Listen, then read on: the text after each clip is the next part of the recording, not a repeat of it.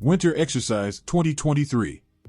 Distinguished Observer Day of the Winter Exercise with the widest participation in the history of the Republic, organized by the Turkish Armed Forces, TAF, Minister of National Defense Hulusi Akar, Chief of General Staff General Yasar Guler, Minister of Defense of Azerbaijan General Zakir Hazanov, Georgian Defense Minister Wancher Berkeldays, and force commanders will be held in Kars on February 2, 2023. Winter Exercise 2023, under the command and administration of the 9th Corps Command, by the 14th Mechanized Infantry Brigade Command, Martyr Squad NCO Senior Staff Sergeant Ilham Hamli Combined, Joint Corps Brigade Command Station, Fire and Full Unit Battalion Duty Force, KGK, land exercise is carried out in 3 phases.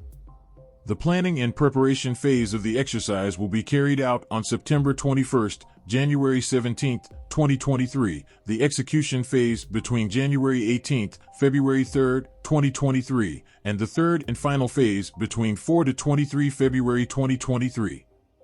In addition to units and elements from the General Staff, Land Forces Command, Naval Forces Command and Air Forces Command, to the Winter Exercise 2023, which is based on a generic scenario, military personnel from 17 countries, including Turkey, including Germany, Azerbaijan, Georgia, Italy, and the UK, and 54 defense attaches are participating.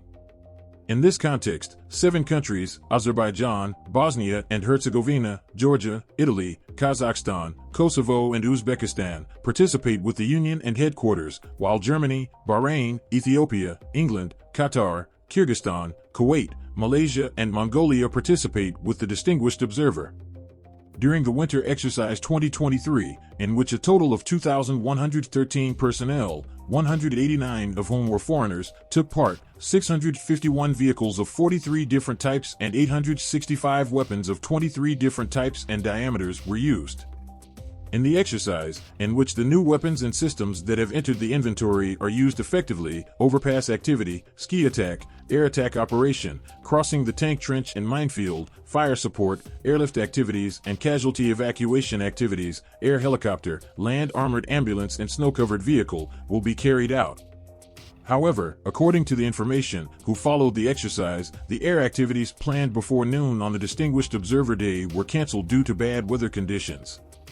Within the scope of the exercise, where the new type winter suit and assault vest was tested for the first time in winter conditions, for the first time, laser-guided CRT missile, CRTs, and cargo roaming ammunition, kamikaze UAV, from the Sipahi tactical missile weapon system were used to measure the hit rate of the system in winter conditions. Shots are also executed.